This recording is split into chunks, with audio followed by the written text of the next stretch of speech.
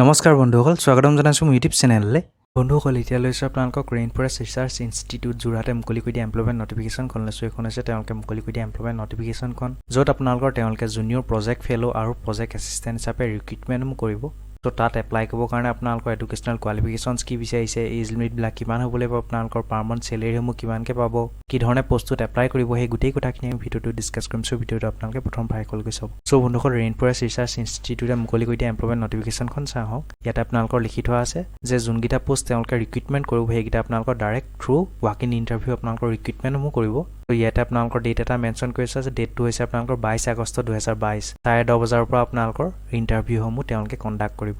ত' তেওঁলোকে ৰিক্ৰুইট কৰিব খোজা ফাৰ্ষ্ট পষ্টটো চাওক। যোনকেইটা পোষ্ট তেওঁলোকে ৰিক্ৰুইট কৰিব, সেইকেইটা আপোনালোকৰ প্ৰজেক্টৰ কাৰণে ৰিক্ৰুইটমেণ্টসমূহ কৰিব। ইয়াতে আপোনালোকৰ প্ৰজেক্টৰ নামসমূহ দি থোৱা আছে। প্ৰজেক্টৰ নামটো হৈছে আপোনালোকৰ all India coordinated research project on bamboo. পোষ্টটোৰ নাম হৈছে আপোনালোকৰ JPF। এটা পোষ্ট ৰিক্ৰুইট কৰিব। ইয়াৰ কাৰণে কোৱালিফিকেশ্যন বিচাৰিছে first class master degree in biotechnology বা ফৰেষ্ট্ৰি বা বটানীৰ পৰা হ'ব লাগিব। চেলেৰী দিব আপোনালোকক পাৰ মান্থ 20,000কৈ প্লাছ আপোনালোকৰ HR থাকিব।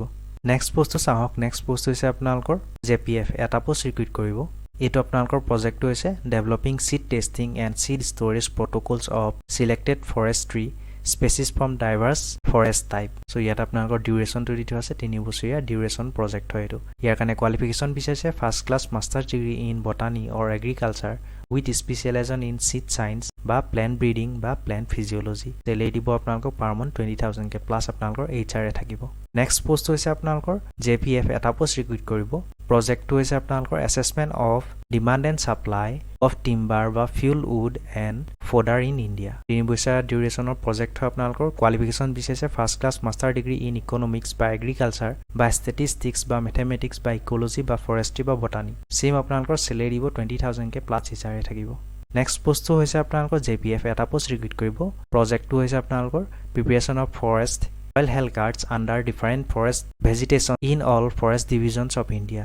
3 বছৰীয়া প্ৰজেক্ট হয়। কোৱালিফিকেশ্যনছ বিচাৰিছে আপোনালোকৰ first class master degree in agriculture বা ফৰেষ্ট্ৰি বা ছইল চায়েন্স বা এনভাইৰমেণ্টেল চায়েন্স বা কেমেষ্ট্ৰি বা বটানী। চেলেৰী দিব আপোনালোকক 20,000কৈ প্লাছ HR থাকিব।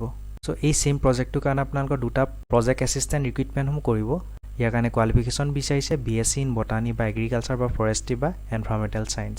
চেলেৰী দিব আপোনালোকক 19,000কৈ পাৰ মান্থ। চ' নেক্সট পোষ্টটো আপোনালোকৰ JPF হয়। এটা পোষ্ট ৰিক্ৰুইট কৰিব আৰু এটা প্ৰজেক্ট এছিষ্টেণ্ট ৰিক্ৰুইট কৰিব। প্ৰজেক্টটোৰ নাম হৈছে আপোনালোকৰ study of climate driven effects of Indian forestry through long term monitoring. Project ডিউৰেশ্যনটো আপোনালোকৰ 2020ৰ পৰা আপোনালোকৰ 2025লৈকে হ'ব। অলৰেডি প্ৰজেক্টটো চলি আছে।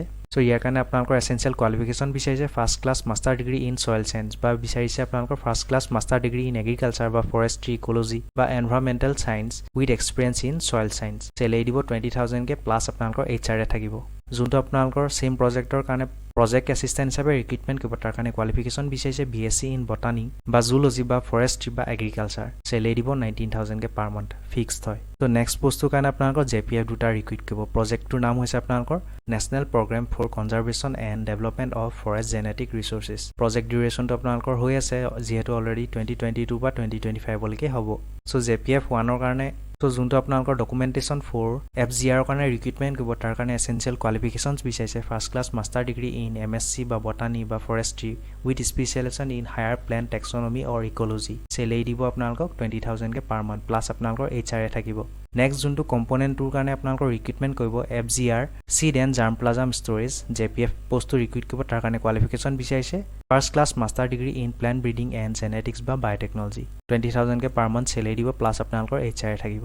চ' ছেইম প্ৰজেক্টৰ কাৰণে আপোনালোকৰ আৰু এটা JPF পোষ্ট ৰিক্ৰুইট কৰিব FGR কনজাৰ্ভেশ্যনৰ কাৰণে। যোনটো আপোনালোকৰ FGR কনজাৰ্ভেশ্যনৰ কাৰণে ৰিক্ৰুইটমেণ্ট কৰিব JPF পোষ্টটো, তাৰ কাৰণে কোৱালিফিকেশ্যন বিচাৰিছে first class master degree in plant breeding and genetics বা বায়'টেকনলজি। চেলেৰী দিব 20,000কৈ প্লাছ আপোনালোকৰ HR থাকিব। চ' এইকেইটাই আছিলে তেওঁলোকে ৰিক্ৰুইট কৰিব খোজা পোষ্টসমূহ। চ' যোনকেইটা পোষ্ট তেওঁলোকে ৰিক্ৰুইটমেণ্টসমূহ কৰিব, ৰিক্ৰুইটমেণ্ট কৰা পোষ্টকেইটা আপোনালোকৰ পিয়ৰলি কণ্ট্ৰেকচুৱেল বেচিছত তেওঁলোকে ৰিক্ৰুইটমেণ্টসমূহ কৰিব। চ' বন্ধুসকল, ইয়াতে আপোনালোকৰ এজ লিমিট এটা বান্ধি দিছে। যিসকল কেণ্ডিডেটছে প্ৰজেক্ট এছিষ্টেণ্টৰ কাৰণে এপ্লাই কৰিব, তেওঁলোকৰ এজ লিমিট হৈছে মেক্সিমাম 25 ইয়াৰ্ছ। আৰু যিসকলে JPFৰ কাৰণে এপ্লাই কৰিব, তেওঁলোকৰ মেক্সিমাম এজ লিমিট হৈছে 28 ইয়াৰ্ছ। বাকী যিসকল কেণ্ডিডেটছ কাষ্টৰ পৰা বিলং কৰিব, তেওঁলোকে as per the government rules and regulations আপোনালোকে এজ ৰিলেক্সেশ্যনো পাব। যেনেকৈ আপোনালোকৰ ST/SC সকলে 5 বছৰকৈ এজ ৰিলেক্সেশ্যন পাব, আৰু যিসকল ওমেন কেণ্ডিডেটছসকল আছে তেওঁলোকো ছেইম 5 বছৰকৈ এজ ৰিলেক্সেশ্যন পাব। OBC কেণ্ডিডেটছসকলে 3 বছৰকৈ এজ ৰিলেক্সেশ্যনসমূহ পাব।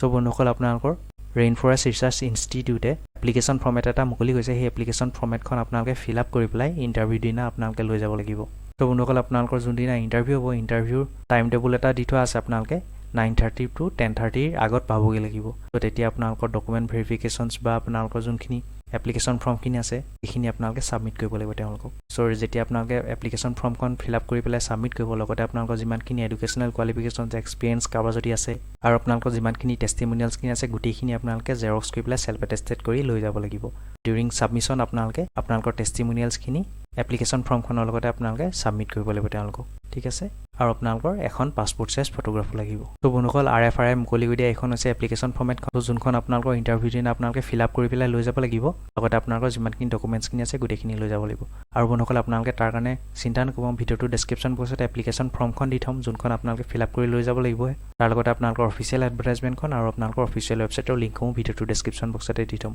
কাৰোবাৰ যদি কিবা বিশেষ জানিবলগীয়া থাকে তেতিয়াহ'লে কাইণ্ডলি আপোনালোকে ভিডিঅ'টোৰ ডেছক্ৰিপশ্যন বক্সত গৈ পেলাই অফিচিয়েল নটিফিকেশ্যনখন ডাউনলোড কৰি ল'ব চেক কৰি ল'ব লগতে আপোনালোকে অফিচিয়েল এপ্লিকেশ্যন ফৰ্মখন ডাউনলোড কৰি ল'ব পাৰিব ঠিক আছে বন্ধুসকল নেক্সট এতিয়া আপোনালোকৰ কিছুমান জেনেৰেল টাৰ্মছ এণ্ড কণ্ডিশ্যনসমূহ দি থোৱা আছে তো আপোনালোকৰ যোনদিনা ইণ্টাৰভিউ হ'ব ইণ্টাৰভিউৰ দিনা আপোনালোকৰ ৰিপৰ্টিং টাইম হৈছে 9:30 to 10:30 ভিতৰত আপোনালোকে ৰিপৰ্ট কৰিবগৈ লাগিব যদি কোনোবা কেণ্ডিডেটছ আগতে ক'ৰবাত কৰি আছিলে তেওঁলোকে নো অবজেকশ্যন চাৰ্টিফিকেটসমূহ প্ৰভাইড কৰিব লাগিব ঠিক আছে বাকীখিনি একেই আপোনালোকৰ ছেইম কথাখিনি লিখি থোৱা আছে আৰু এটা কথা যে আপোনালোকে যেতিয়া ইণ্টাৰভিউ কাৰণে যাব ইণ্টাৰভিউ কাৰণে যাওঁতে আপোনালোকে নিজৰ অৰিজিনেল ডকুমেণ্টছখিনিও লৈ যাব লাগিব হয়তো তেওঁলোকে ডকুমেণ্ট ভেৰিফিকেশ্যনৰ কাৰণে বিচাৰিব পাৰে ঠিক আছে বন্ধুসকল ভিডিঅ'টো এটা সামৰণি মাৰিছোঁ ভিডিঅ'টো কেনেকৈ জনাব আপোনালোকে যদি ভিডিঅ'টো আপোনালোকৰ ফলাফল হৈ গৈছে তেতিয়া ভিডিঅ'টো লাইক কৰিব আপোনালোকে কমেণ্ট বক্সতো কমেণ্ট কৰি জনাব পাৰে আৰু যদি আপোনালোকে চেনেলটোলৈ নতুন কৈছে তেতিয়াহ'লে চেনেলটো প্লিজ ছাবস্ক্ৰাইব কৰি ল'ব লগতে ভিডিঅ'টো বন্ধু বান্ধৱী ভাইটি ভণ্টিসকলৰ মাজত শ্বেয়াৰ কৰিব ধন্যবাদ জয় অসম